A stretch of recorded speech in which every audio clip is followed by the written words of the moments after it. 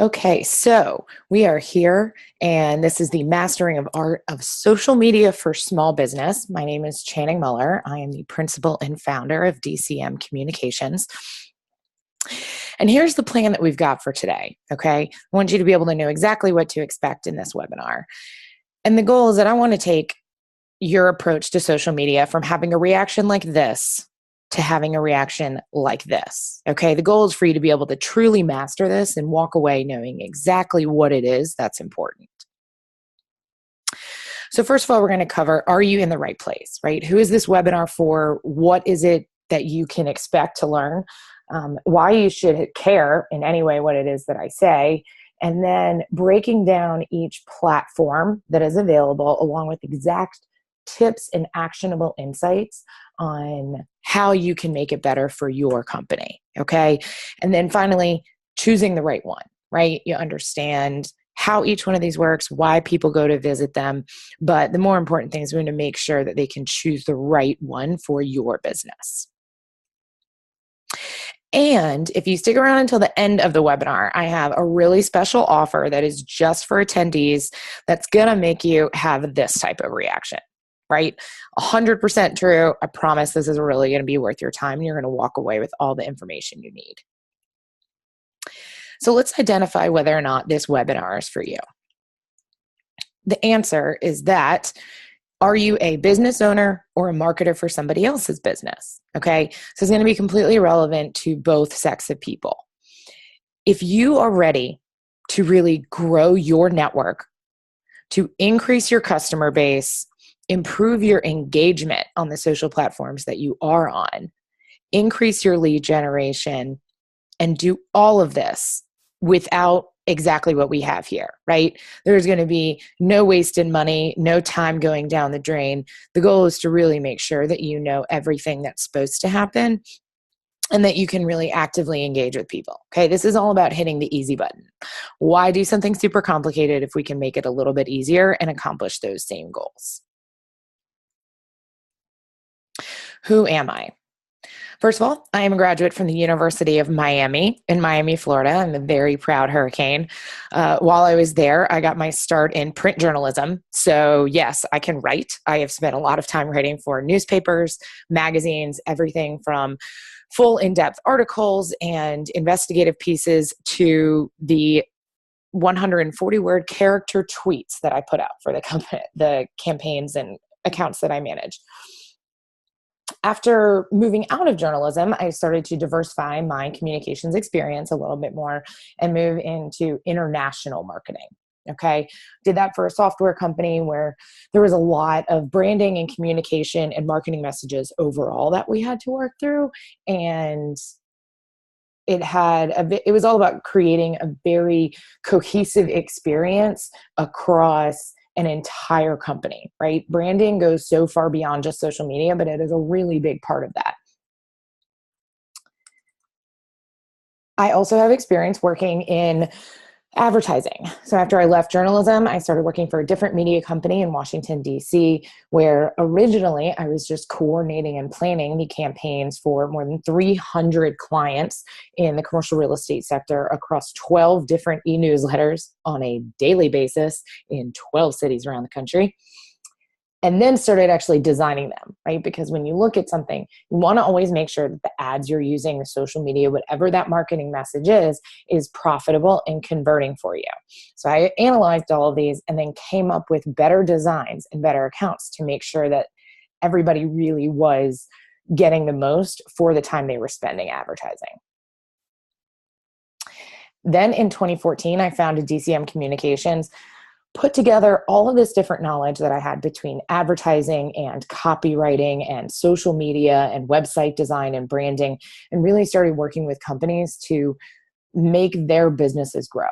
You know, this is something that I have a very strong passion for and have developed a lot of time and research has gone into finding the best ways to do it. And if I can make that easier for somebody else, then my company has done its job. Our clientele is pretty diverse geographically as well as experientially. So the majority of our clients fall within the event professionals sector and the events industry. And that is anybody from wedding planners to caterers, venues, AV companies. And then we do also have some outlier clients where we really believe that we can make a difference, and where I think that there is progress that we can guarantee for them in one way or another through their marketing. And so that includes software companies. We've worked with fashion stylists and designers before. We've also worked with antiques companies, right? So it's a matter of kind of what is the right fit. Currently, all of this comes back to social media, right? So I personally, as well as one other person on my team, manage multiple business and social media influencer accounts across Instagram, Facebook, LinkedIn, and Twitter. Okay, so we spend a lot of time going through all of these and making sure that we really have the best practices, which translates to where we are today, right? When it comes to social media, here's the deal. I've researched it. I have tried it.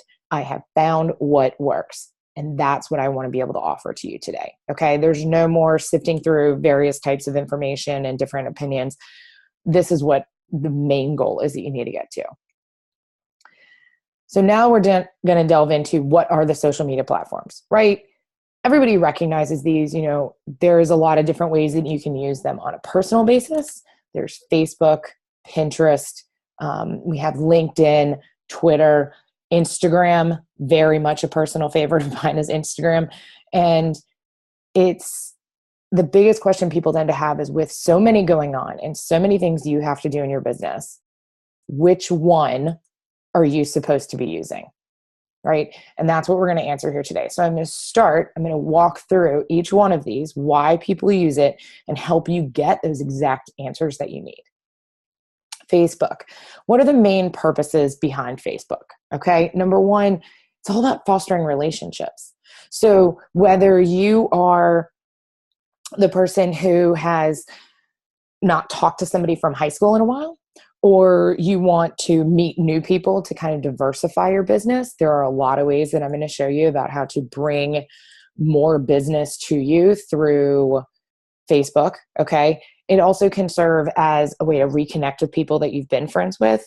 It can, serve as a mini website for your business. So when a company is first starting, investing in designing a website is something that can be very difficult for a lot of people.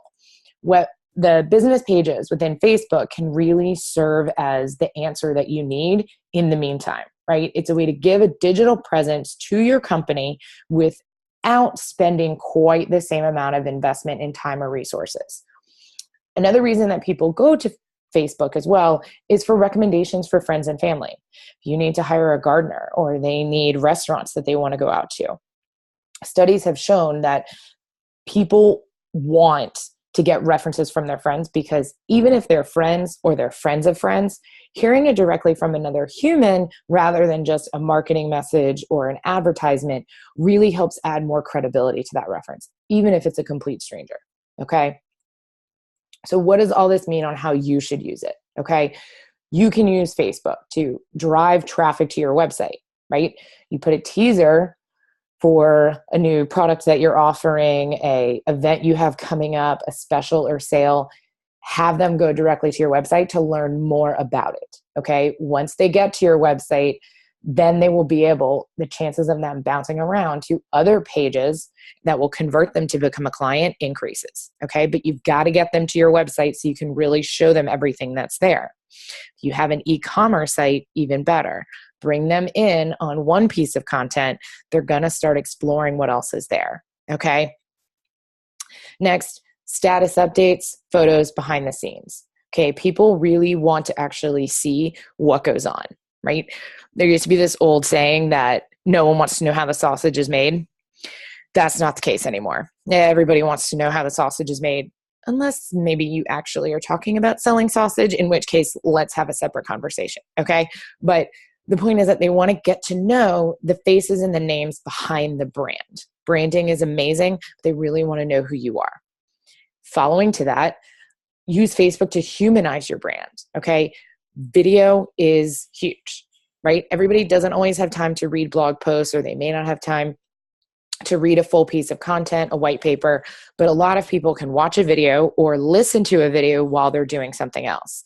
And again, I mentioned earlier, people want to work with people. Well, what better way to immediately preface that conversation and shorten the sales funnel from initial outreach to getting on the phone with a salesperson? Find out if they like you, right? The way that they like you is post a video, do a Facebook Live, start talking to them, okay? Will help humanize your brand and realize, show them that they are working with people, right? There may be a cool logo, they may be pulled in on a marketing campaign, but there is a person behind that, and that's who they're going to end up working with. And this is the way to help endear them to you right away, or to eliminate them entirely. If they don't feel like they're really going to click with you, then that's one less person and one less qualified lead that you would need to work through. My top tip for Facebook is this: get involved with Facebook groups, okay? Whether they are in your local community or if you're trying to reach those around the country, they are an incredible, incredible way to network without having to leave your office, without spending time in traffic, which is something. I just moved from Washington, D.C., and traffic was a big deal, right? Like, it can take you forever to just get across the city of 2 miles. So you can start developing relationships with people all over the country through Facebook groups. They're also really great for market research, okay? That is a way to explore what is it that your target clientele is talking about, what are their problems, so that you can better offer solutions to them. And also request reviews and testimonials, okay? I realize that that's 2 tips and not just one, but if you talk to the people, on other review sites, they may say, never ask people for a review, because then it doesn't seem as authentic. And I will go on the record and say I completely disagree with that, because asking your customers and your clients what they like or don't like about their experience with you is the only way that your business will continue to grow and get better, right? A lot of the times we don't always know that we're not serving somebody unless we ask them and then we fix it, right? But the second that something goes really wrong, it's on a much larger scale. Figure out the way to address that up front. And for that matter, it's one more person of credibility, right? A stranger goes to your Facebook page for your business. They see testimonials from, whether it's a simple review or it is a full explanation about other people who have worked with you or been to your restaurant or been to your store. That adds additional credibility, right? Even though they're strangers to me, it doesn't matter. It's person-to-person references really hold a lot of weight, especially in an age where we're all so inundated with digital marketing. All right, so now we're moving on to Instagram. This is one of my favorite social platforms to work with, okay? What is the purpose? The purpose of Instagram is mainly for sharing and looking through amazing photos, okay? They've got to be gorgeous, right? This is what they go there for, whether it is hotels or it's amazing food, right? How many of you have taken a picture of your food before you've actually eaten it just because you want to share it on social media? Instagram is a great platform for that. And that's what people go looking for. They want to see pictures of friends and family. But the reason they follow businesses is because they want to get to know that business. They want to see the products that they're offering, which leads us into how you market to them. Showcase the products and your services. So if you're selling tangible products, you take really good styled photos of each one of them, and that is consistent social media content. Okay, you can post those all over your page so that when someone looks at that profile, they know what it is that you do and what you offer. If you have a service-based business, okay, what you want to do is show the behind the scenes of how that comes together and the final result, okay? This is the way that you can use really beautiful photography to showcase what you do, and you support in the captions, okay, with how it is that you do that and why they should care about it. Another way to use Instagram is through real-time sharing. So we're going to get to like my recommendations on how often to post on Instagram in just a minute, but Instagram stories lets you do real-time sharing and posting a ton of times in a single day without making people crazy. Okay. So for those of you who may not know, the reason Instagram stories came to be is that Facebook, who owns Instagram, tried to buy Snapchat. They saw a really high value in the number of users that were there and the immediate factor that was in there because of the fact that it disappears after 24 hours, right? So people are forced to go look at it and they have that immediacy, which is what you want in sales. So they tried to buy Snapchat. Snapchat said no. okay, Facebook decided we're going to create our own version inside of Instagram stories. I'm sure many of you have used this yet. On a personal basis, maybe you haven't used it for business. It's a really good way to get content immediately out there and share both what you're doing as well as promote events you have coming up or specials. Again, you can do really short little videos and get in touch with them. Through all of this, right, I mentioned a lot about creating sales, right? You can use this for a lead funnel, right? You want to drive traffic through targeted links from Instagram to your Facebook page, if that's what you're using as your main landing page until you have a website, or directly to your website, right? You can have one link in Instagram profile. I do not advise that you change it out on a every couple of days basis, but when you're running a campaign, you can put multiple photos that all say check the link in bio to really drive traffic there and then continue that experience once they reach your website. And then finally, it's mainly to increase brand awareness, right? This is where hashtags are your best friends. You want to get out there and use hashtags to make sure that people find your company. You also want to use those hashtags to source potential customers. So the way that you do that is you use 3 different types of hashtags on every photo that you post. One are those that describe what's actually in the picture. Okay, am I looking at beach photos? Am I looking at vacation? Am I looking at travel destinations? Another category is the hashtags that represent what you do, right? They identify who you are, right? I am a small business owner. I'm a woman entrepreneur. Literally, these personally being hashtags I use. And then the third thing that you want to do is hashtags that your target clientele is using to identify themselves. So what you can do is go through and say you want to target, stay-at-home moms.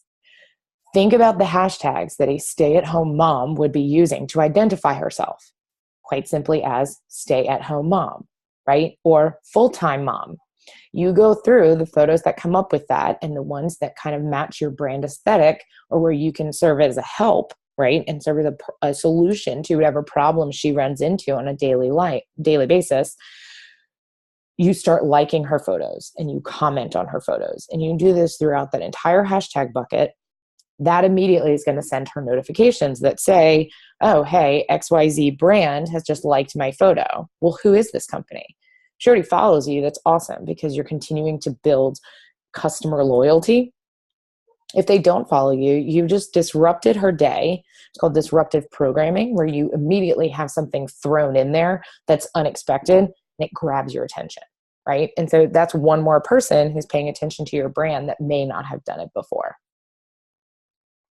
So there's a couple of different aesthetic approaches you can take with Instagram. Okay, I'm not going to say that there is one that's right over another. It's all about what is the right fit for your business. But here are 3 of the most common. Okay, on the left, you'll see there's one for a fashion blogger. And her approach is to use all very similar color palettes. You'll notice there's a lot of pink and white and blues. All have photos of her just about. And if it's not of her, then there's another like pink in there. So she'll actually cycle through and go through a different color scheme after like her set campaign runs. She may then switch and say, okay, instead of pink being my primary color for the next 12 posts, it's going to be green, right? And there would be consistent color through that. The second approach is the one in the middle, where it seems kind of all over the place, but there were a few big things that this person wanted to hit.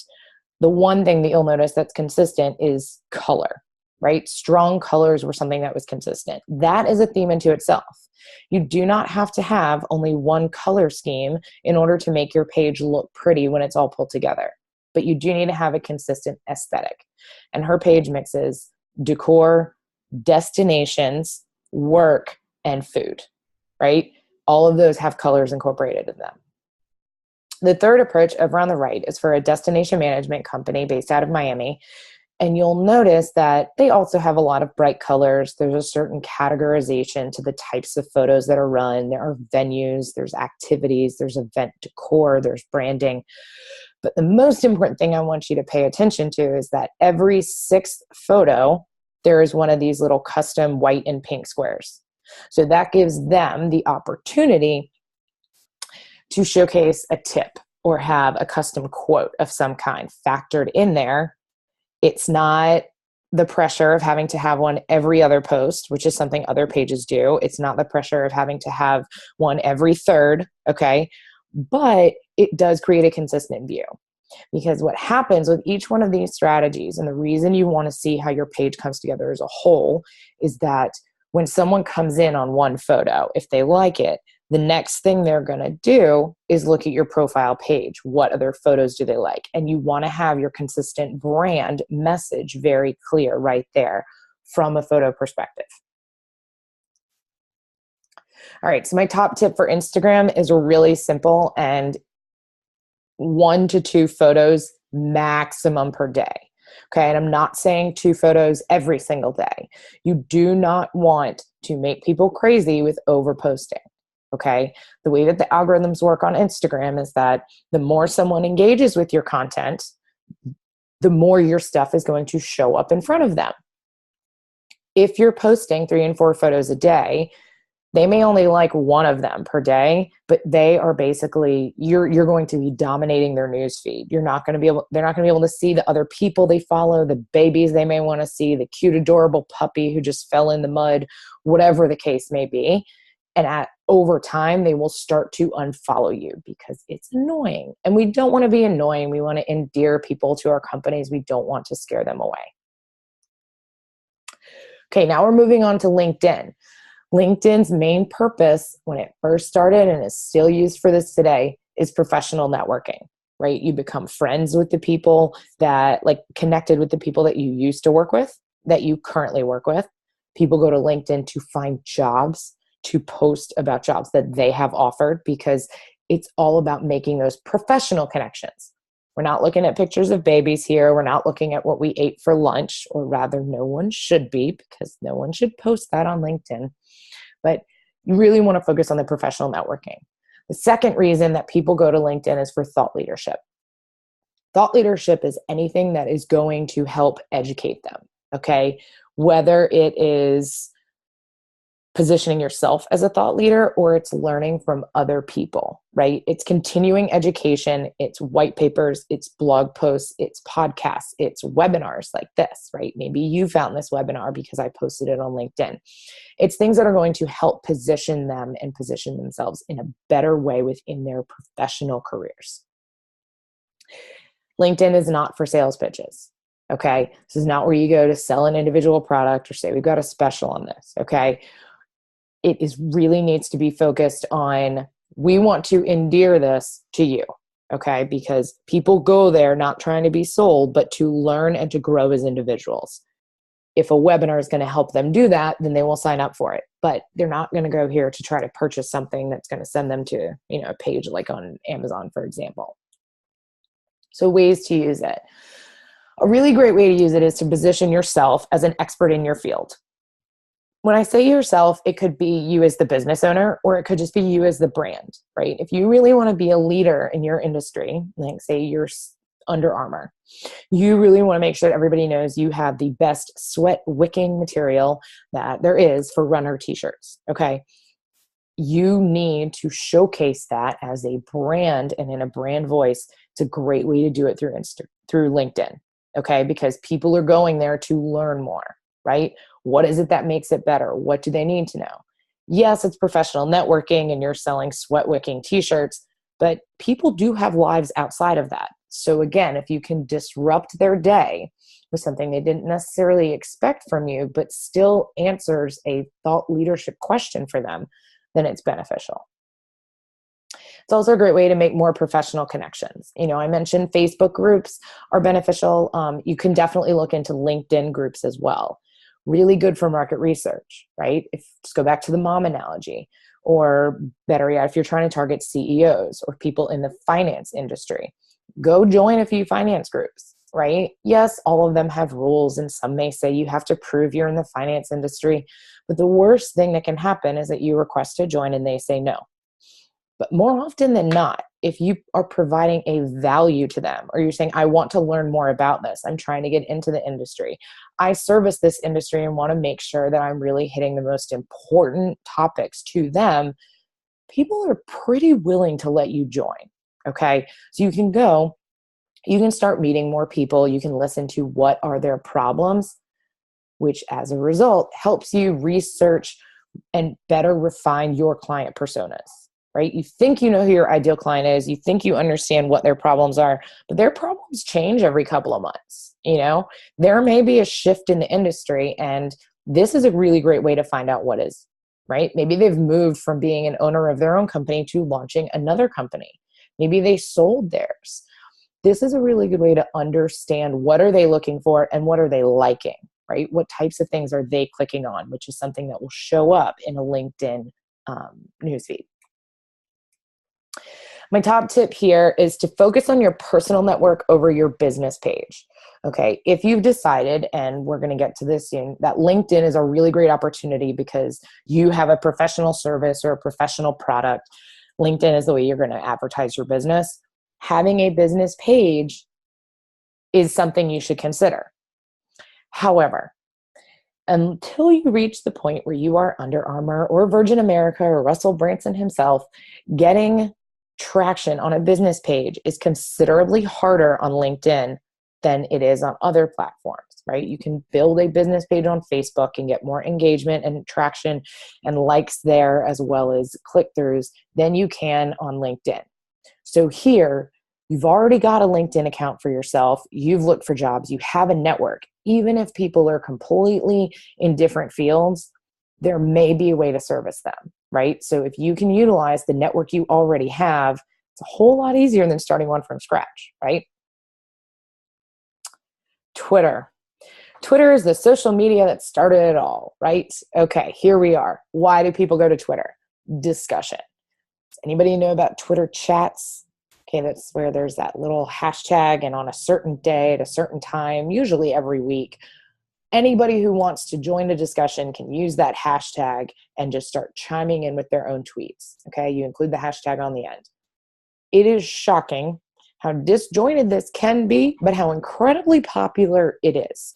So whether you want to just listen to a discussion, which is following the hashtag and just refreshing your feed and watching what people say, or jumping in, they're really, really beneficial. The next thing is continuing education.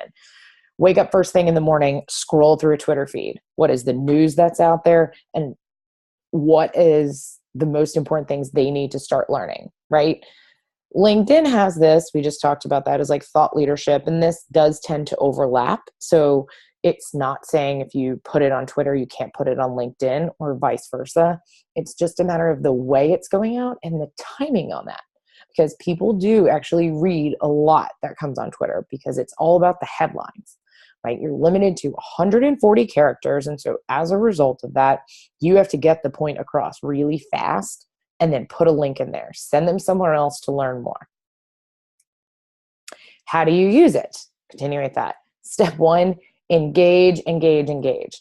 Because of the incredible amount of news cycle that's out there and these Twitter chats that are in there, Twitter is very fast paced. Okay, you can post something at 8 a.m. and then someone who comes on at 10 a.m. may not see it because it's been there.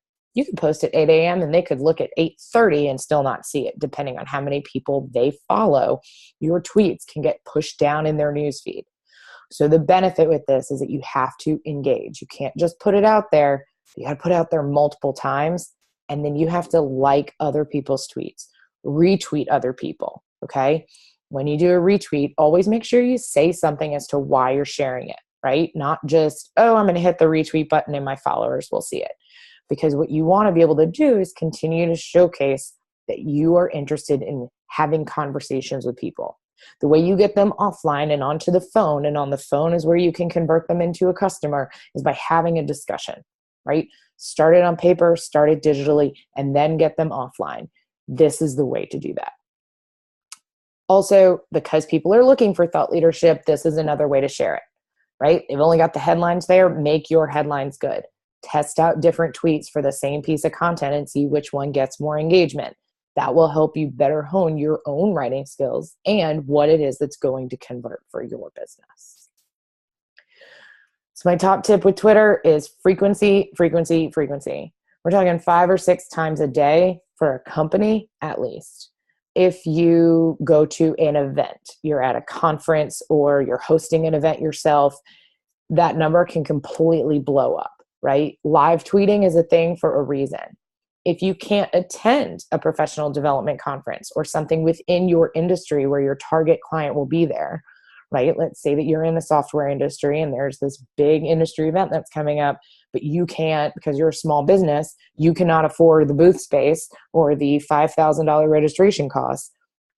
You can still follow that event's hashtag on Twitter and engage with it and get thought leadership there and throw your name and your company and brand into that discussion, even though you're not there, and you can get benefit from it, right? And when it comes to live tweeting, unlike with Instagram, multiple Instagram photos make people crazy. People follow it on Twitter because it moves so much faster that you're not going to actually blow up their feed as much as you think you might be. All right, so two other big ones here are Pinterest and Snapchat.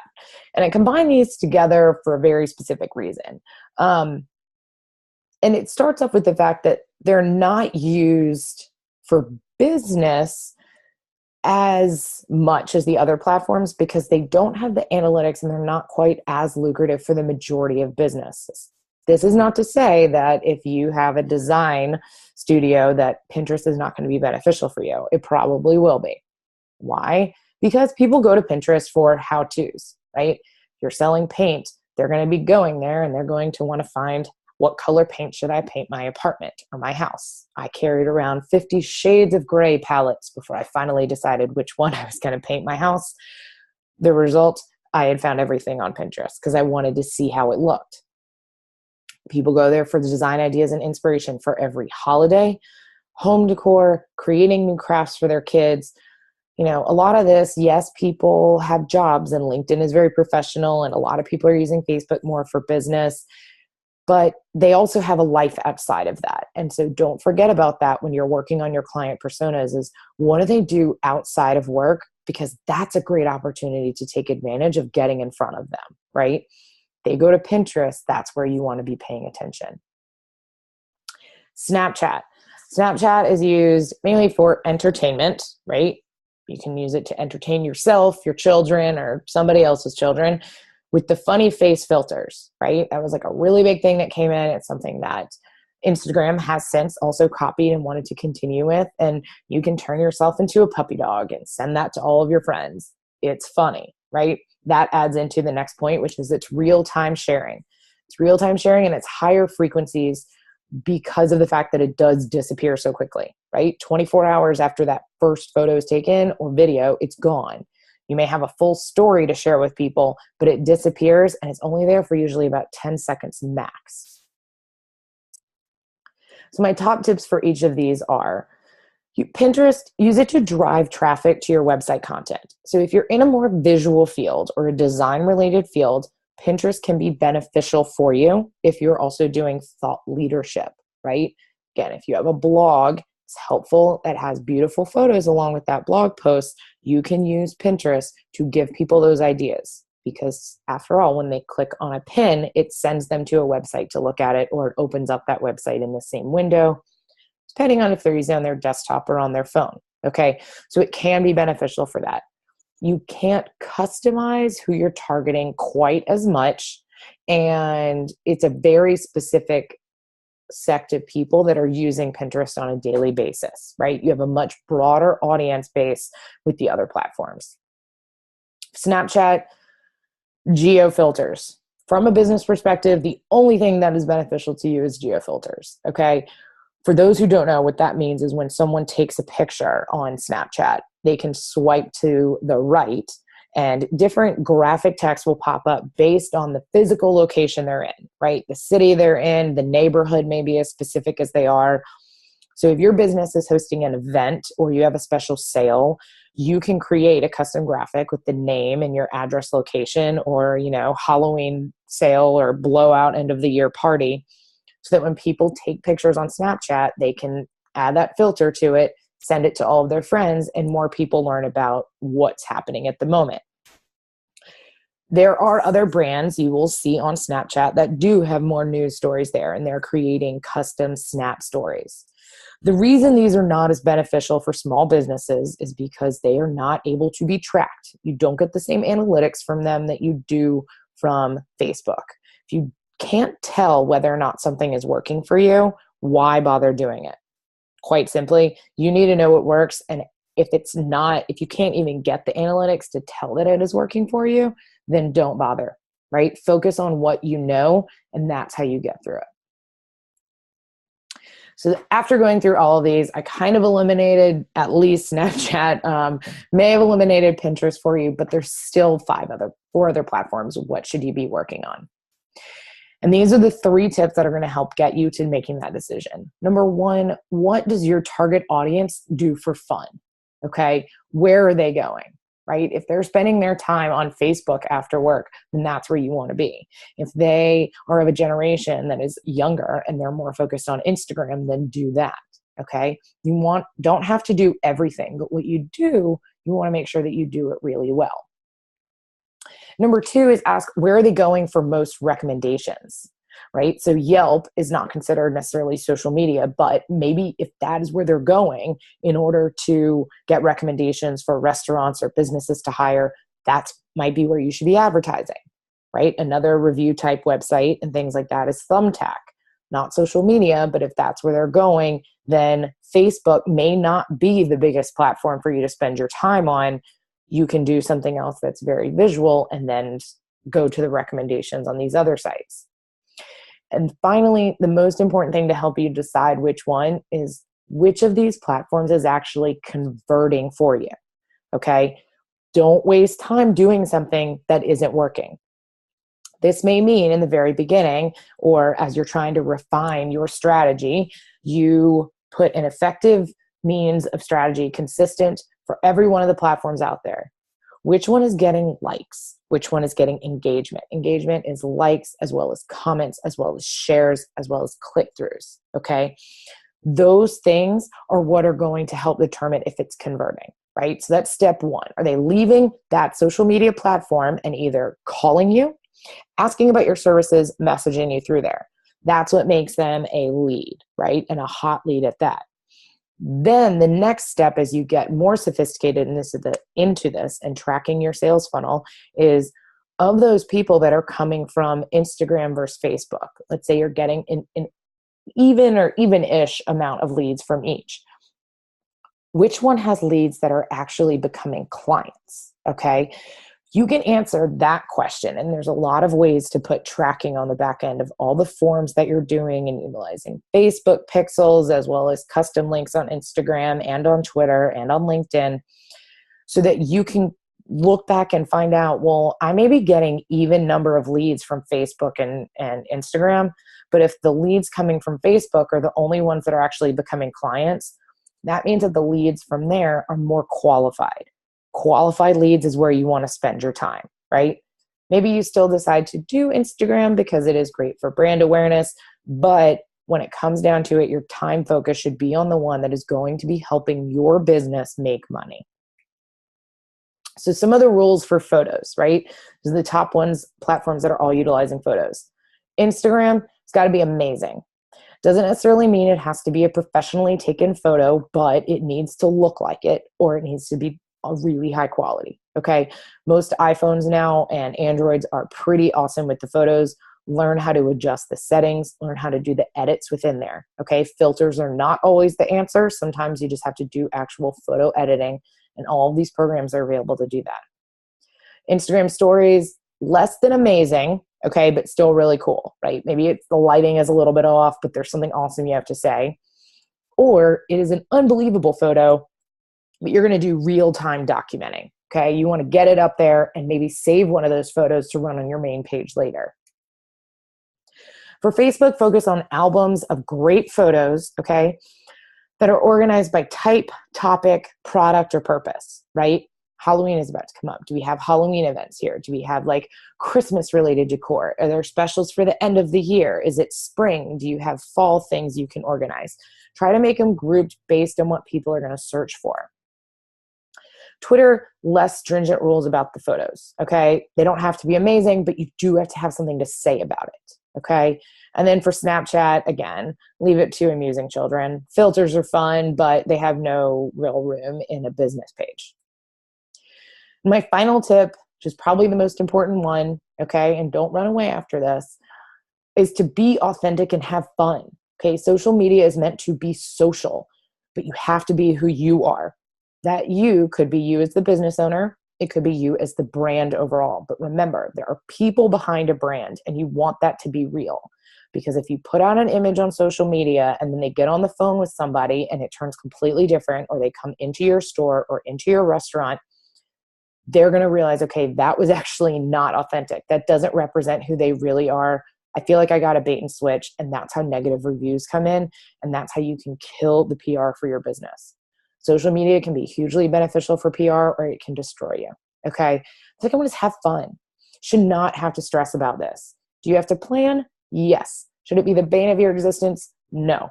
And if it is, you talk to somebody else about actually managing it for you, because there's a lot of people like myself who love it because it's fun and you get to meet new people and you get to interact. There is a way to have it not suck the life out of you. And now for that free offer I mentioned, right? You stuck around until the end. I'm offering complimentary one-on-one social consultations, okay? So you can go to this link right here, bit.ly/DCM consult, and you can book time directly on my calendar. We can talk about anything that you want in regard to your social media, right? Which, if you have additional questions, there's something I didn't answer here today, you really want to know more if you're doing it right, or you just want, hey, can you look at some of the copy that I'm trying to edit right now because I don't know what to say for this photo. Happy to talk about all of that with you in a complimentary session. I hope that you all have found this beneficial. Please let's stay connected. You'll see here I am not on every social media platform, but I'm on the ones that matter to me and to my business. So please follow me at DCM Communications on Facebook and on Instagram, as well as on Twitter. I have a personal account, Channing Muller.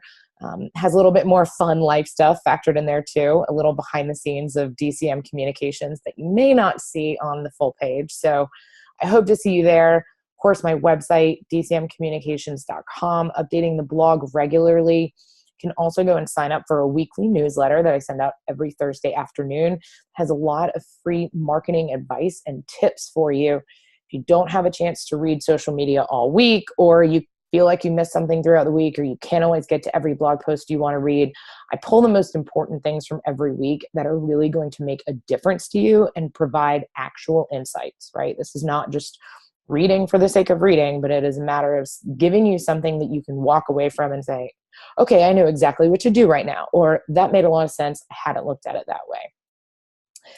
So don't forget, go book your free one-on-one consultations. You can go to this custom link right here. You can also check out my website, and right at the top there, it will say schedule a consult and pick the time that works for you. Thank you so much for attending today. I hope that you got some great information out of this, and I look forward to speaking to y'all one-on-one.